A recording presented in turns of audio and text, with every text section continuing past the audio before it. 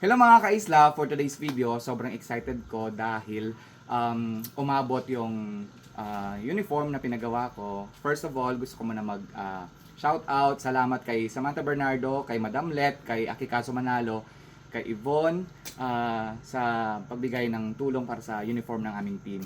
So excited ako today kasi umabot yung uniform ng team namin para sa palaro. Since ito yung last game namin before the semifinals. So sana makapasok kami ng semifinals and we are going to give our best shot. And personally, napaka-special sa akin ng tournament na ito kasi after ko magkasakit, after ko magkaroon ng brain aneurysm, hindi ko in-expect na makakasali pa ako sa tournament gaya nito. So napagbigyan ako ng chance, so in-enjoy ko siya. Win or lose, thankful ako na nakasali ako doon sa palaro para sa Nicolas de Tolentino Parochial Fiesta Tournament ng volleyball. So, eto, papakita ko lang, i-flex ko lang ang aming uniform. Napakaganda. Thank you sa actually hindi alam ng mga teammates ko na nagpagawa ko. So, isa-surprise ko sila today. Pupunta ko dun sa park. Let's go! So, ito na mga kaisla, itong yung uniform namin para sa baliga dito sa bayan natin.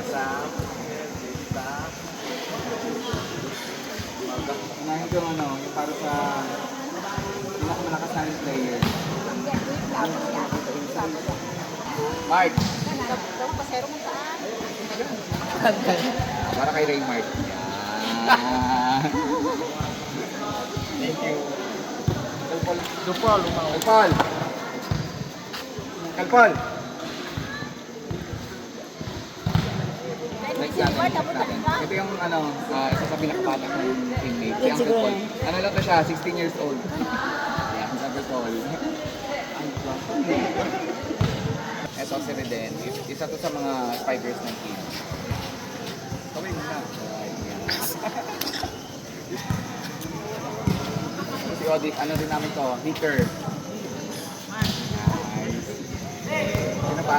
Sir Brumi Oh, medyo big. Libuter namin sa team. Lahat.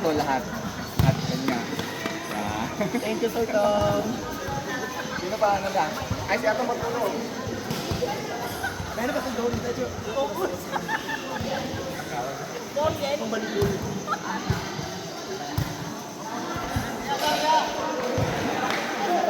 So dahil wala si Manong Dads, si Atong Martulo yung gagamit, no? Uniform.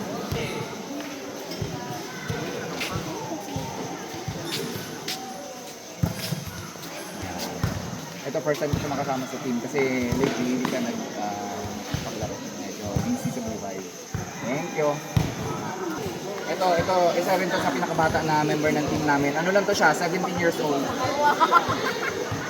Meron din lang to si Lat.